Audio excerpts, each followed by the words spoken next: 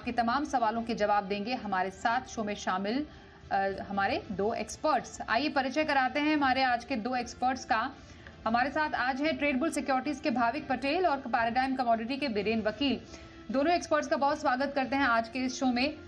आइए सबसे पहले गोल्ड पर एक नजर डाल देते हैं। यहाँ पर किस तरीके का एक्शन है। लगातार 4 दिन हमने तेजी देखी सोने में आती हुई, लेकिन आज है प्रॉफिट बुकिंग का टाइम। घरेलू बाजार में करीब 1% तक जो दाम है वो फिसले हैं और MCX पर जो भाव है वो 96,500 के करीब है।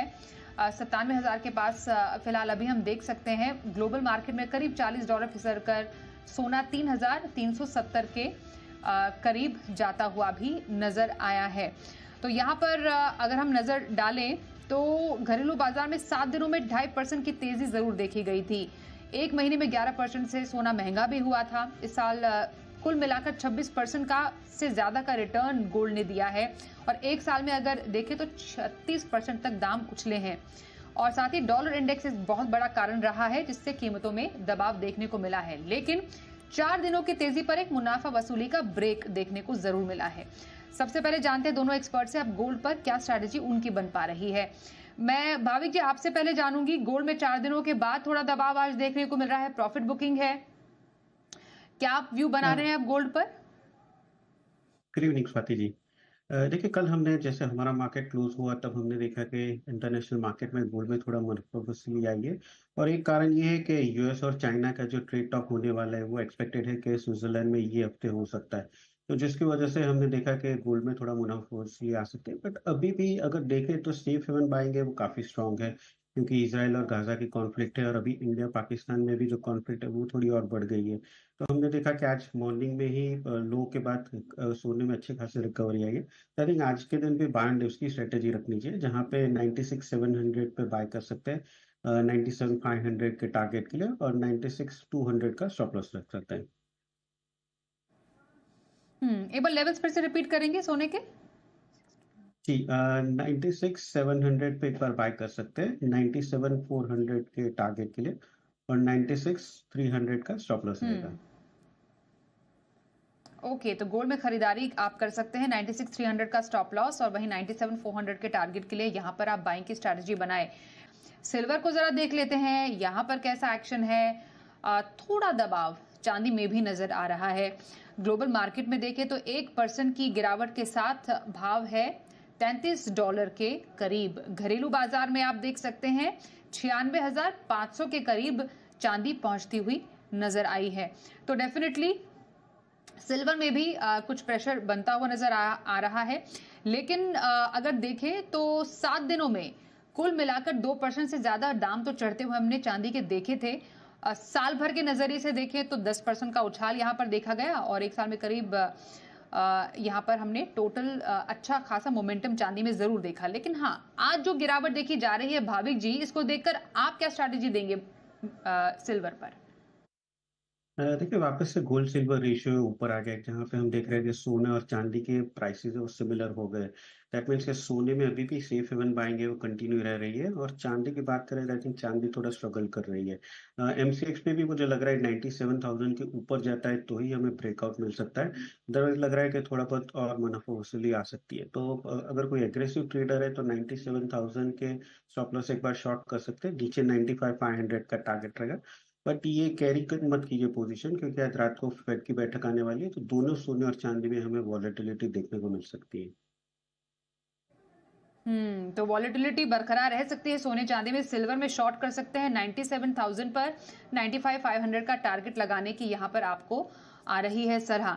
आइए जरा देखते हैं कि कच्चे तेल में क्या चल रहा है। कच्चे तेल में तो हमने लगातार दूसरे दिन तेजी आती हुई देखी है। यहाँ पर क्रूड पर नजर डालें तो करीब 1% चढ़कर 5,000 के ऊपर भाव चले गए हैं। अभी कुछ थोड़ा सा दायरे में कारोबार चलता हुआ जरूर हम देख पा रहे हैं 1% से ऊपर की तेजी के साथ। 2 दिनों में ये 3% से ज्यादा हमने दाम क्रूड के चढ़ते हुए देखे हैं। ब्रेंट क्रूड $62 के ऊपर निकला है। WTI क्रूड $60 के करीब पहुंचता हुआ भी नजर आया है। कुछ जो जियोपॉलिटिकल या जो कारण देखे जा सकते हैं वो यूएस चीन के बीच जो ट्रेड वॉर है उसमें कुछ नरमी के संकेत आए हैं जिसकी वजह से हम यहाँ पर कच्चे तेल के दामों में कुछ स्ट्रेंथ आती हुई देख रहे हैं। जरा आप समझते हैं दोनों एक्सपर्ट से कि कच्चे तेल में यहाँ से कैसी स्ट्रैटेजी रखनी चाहिए। तो लगातार दूसरे दिन जो है तेजी देखी जा रही है भाविक जी, क्या एक्सपेक्ट करें कि आगे भी ये मोमेंटम कुछ बरकरार रहेगा?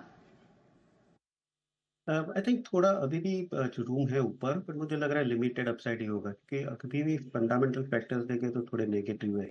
जहाँ पे ओपेक प्लस ने नियरली 4,11,000 बैरल्स पर डे है वो जून में ऐड करने वाले हैं प्रोडक्शन। बट उसके सामने अगर यूएस की देखें तो दो बड़ी शेल कंपनियां हैं, उन्होंने बोला है कि वो ऑयल रिग काउंट है वो कम करेंगे। मतलब जो ओपेक प्लस से ज्यादा सप्लायर है वो थोड़ा ऑफसेट होगा यूएस के प्रोड्यूसर्स से, थोड़ा कम आएगा। बट डिमांड जो अभी बन रही है वो भी थोड़ी वीक है। यूएस और चाइना के ट्रेड टॉक की वजह से हमें थोड़ी तेजी देखने को मिली।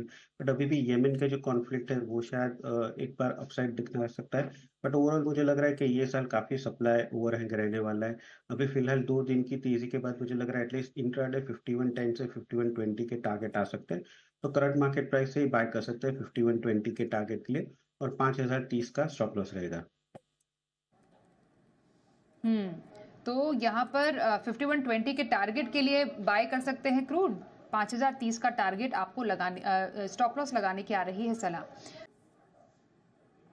जी सर। राजस्थान से राजेश जी अगले कॉलर है हमारे साथ, उनसे भी बात करते हैं। नमस्कार सर, क्या जानना चाहेंगे आप? मैम मेरा सवाल ग्वार और चने पर है, 1 महीने के लिए क्या करना चाहिए मैम? ग्वार और ओके, ग्वार और चने पर 1 महीने का आउटलुक भाविक जी आप बताएंगे? देखिए गुआर में अगर हम देखें तो अभी फिलहाल राजस्थान और वहाँ पे जो बॉर्डर एरिया है वहाँ पे थोड़ा पैनिक सेलिंग हो रहा है। काफ़ी सारे लोग हैं जो अभी माल थोड़ा डंप कर रहे हैं, तो उसकी वजह से हम लगातार देख रहे हैं कि प्राइसेस जो गिर रही है। क्रूड के प्राइसेस भी 2 दिन पहले काफ़ी गिरावट हुई थी, तो उसकी वजह से गम की एक्सपोर्ट की डिमांड है वो भी थोड़ी वीक लग रही है। तो ओवरऑल हमने पहले भी देखा है कि 5,000 के नीचे सस्टेन नहीं कर पा रहा था, बट इस बार सीट जो है वो उसके नीचे भी सस्टेन कर रहा है। तो मुझे लग रहा है 1 महीने में ज़्यादा से ज़्यादा अपसाइड अगर हम देखें तो 5200 होगा, और नीचे डाउनसाइड मुझे लग रहा है कि अभी 47-4600 के करीब एक बार आता है, तो वहां से थोड़ा बहुत सपोर्ट मिल जाएगा। चने की बात करें तो चने में हमें आज के दिन देखा तो 5650 के करीब है। ओवरऑल मुझे लग रहा है कि ये प्राइसेस कंसोलिडेट हो गए, अभी तेजी नहीं दिख रही बट मंदी भी अभी नहीं दिख रही।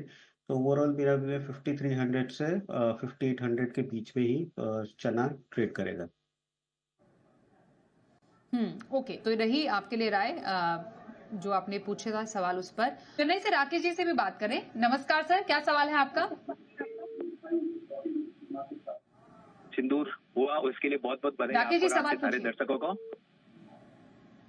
एक तो मैडम जी। मेरे को एल्युमिनियम और जिंक दोनों बाइंग किया हुआ है, तो 3-4 दिन का क्या स्ट्रेटेजी रहेगा उसका? हम्म ओके, 3-4 दिन के लिए एल्यूमिनियम जिंक पर क्या व्यू बन पा रहा है आपका भाविक जी?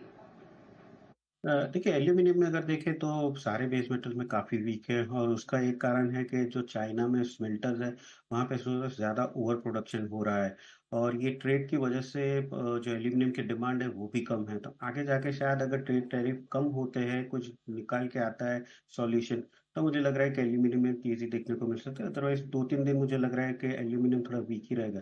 जिंक की बात करें तो जिंक थोड़ा अभी बेहतर लग रहा है, 242 का एक सपोर्ट बन चुका है। तो 2-3 दिन मुझे मिल लग रहा है कि 250 से 252 के बीच में अभी आ सकता है। तो 245 का स्ट्रिक्ट स्टॉप लॉस से जिंक में आप रह सकते हैं।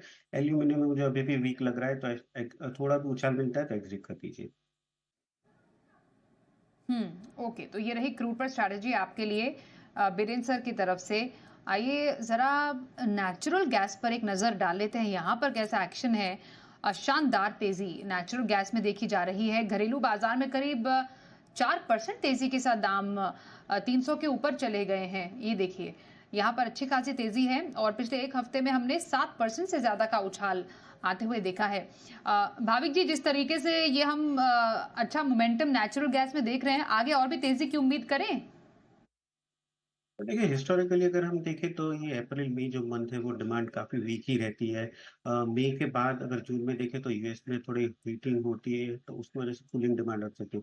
अभी फिलहाल जो रैली हमने लास्ट वीक देखी है वो एक ही बात की हुई है कि यूरोप जो है वो रशिया से 2027 तक कोई भी गैस नहीं होगा, तो उसकी वजह से एलएनजी एक्सपोर्ट यूएस से है वो भी यूरोप में जा रहे हैं। तो डिस्पाइट के यूएस के प्रोडक्शन ज़्यादा है, बट अभी एक्सपोर्ट हो रहा है एलएनजी का, तो इसकी वजह से इन्वेंट्री कम हो रही है और तेज़ी हमें देखने को मिल रही है। तो मुझे लग रहा है आई थिंक जब तक 290 ब्रेक नहीं करता है, तब तक बाय के साइड ही बने रहना चाहिए। अपसाइड मुझे लग रहा है 315 से 320 तक के टारगेट आ सकते हैं। क्रूअल 290 के नीचे ही सेल रखते हैं, तो किसी की भी लॉन्ग पोजीशन है 290 के स्टॉप लॉस से खड़े रह सकते हैं 320 के टारगेट के लिए। तो ये रही आपके नेचुरल गैस में बाइंग की स्ट्रैटेजी भाविक जी की ओर से। ओके, मैं भाविक जी आपसे इस पर राय लेना चाहूंगी। देखिए 270 का पुट ऑप्शन है वो आउट ऑफ द मनी है, पर अभी 2 दिन में मुझे लग रहा है कहीं ना कहीं थोड़ी बहुत वॉलेटिलिटी आ सकती है। तो आपके 310 का जो फ्यूचर प्राइस है वो स्टॉप लॉस बना के खड़े रहिए। नीचे ज्यादा से ज्यादा मुझे लग रहा है 290 शायद आ सकता है, अदरवाइज अभी भी मैं बुलिश हूँ। 290 के नीचे ही मुझे वीक लग रहा है, तो 310 के स्टॉप लॉस से आप खड़े रहिए। 310 के ऊपर जब भी नेचुरल गैस जाता है तो आप 270 का जो पुट ऑप्शन है उसमें से एग्जिट कर लीजिए। तो कोई शार्प बाउंस आता है तो आप इसमें से निकल सकते हैं, यही फिलहाल स्ट्रैटेजी बीरेन जी आपको दे रहे हैं। मैं यही सवाल मेटल्स पर भाविक जी आपसे भी जानूंगी। यहाँ पर तो बिल्कुल मिक्स बैग ऑफ कारोबार हमने देखा बेस मेटल्स में। किसी को आपको स्ट्रैटेजी बनाने की सलाह देनी हो तो आप कहाँ पर रेकमेंड करेंगे? देखिए सरप्राइजिंगली हमने ये वीक में देखा कि चाइना का सर्विस पीएमआई वीक आया, तो बेस मेटल्स तेजी थी। और आज अगर देखें तो रिजर्व रिक्वायरमेंट जो रेशियो है वो रिवर्स रेपो रेट सॉरी वो 10 बेसिस पॉइंट कट किया है, रिजर्व रिक्वायरमेंट 0.5 बेसिस कट किया है। तो उसके बावजूद भी बेस मेटल्स में हम देखें तो कोई तेजी नहीं दिख रही है। बट जिंक है लगातार मुझे लग रहा है 240 के ऊपर जब तक है तब तक पॉजिटिव है। तो आई थिंक मेरी पिक रहेगी जिंक में, जहाँ पे 244 के स्टॉप लॉस से बाय कर सकते हैं और 240 से 249 का टारगेट रख सकते हैं। तो ये है आपके लिए जिंक पर खरीदारी की राय। अराउंड 244 का एक स्टॉप लॉस रखे। टारगेट क्या बताया था आपने सर? 249 से 250। ओके, 249 से 250। All right. अगला सवाल, आइए जरा स्पाइस काउंटर को देखें। यहाँ पर कैसा कारोबार देख रहे हैं? मसालों में मिला जुला कारोबार देखा जा रहा है। जीरा और धनिया यहाँ पर है जबरदस्त मुनाफा वसूली। धनिया का भाव तो करीब 1% से ज्यादा गिर गया है। हल्दी की हालांकि जो रौनक है वो बढ़ी है। 0.5% की तेजी के साथ भाव 14,000 के करीब जाते हुए जरूर देखे गए हैं। स्पाइस काउंटर में कोई पसंदीदा पिक भाविक जी आपकी? देखिए मुझे हल्दी ही पसंद है। निजामाबाद से भी अभी अगर अराइवल देखें तो थोड़ा कम है, वहाँ पे शायद यील्ड कम हो सकती है। और ओवरऑल तीनों स्पाइस कॉम्प्लेक्स में आई थिंक यही है कि जहाँ पे हम शायद और तेजी देखने को मिल सकती है। ऑलरेडी हमने 1500 16,000 के करीब से एक मुनाफा वसूली देखी है। तो अभी मुझे लग रहा है ये जो लेवल है वो अच्छा है, यहाँ से लॉन्ग पोजीशन कर सकते हैं 2-3 दिन की अवधि के लिए। 15,000 का टारगेट रख सकते हैं और 12,500 का स्टॉप लॉस रख सकते हैं। मेरी टॉप पिक हल्दी रहेगी 3-4 दिन के लिए। ओके सर, चलिए धन्यवाद भी करना चाहेंगे। इतना ही समय हमारे पास दोनों एक्सपर्ट से बात करने का। Thank you so much Biren ji, और साथ ही भाविक जी आपका भी हमारे साथ आज के इस कार्यक्रम में शामिल होने के लिए। कमोडिटी लाइव में बस इतना ही। एक ब्रेक का वक्त है, देखते रहिए जी बिजनेस।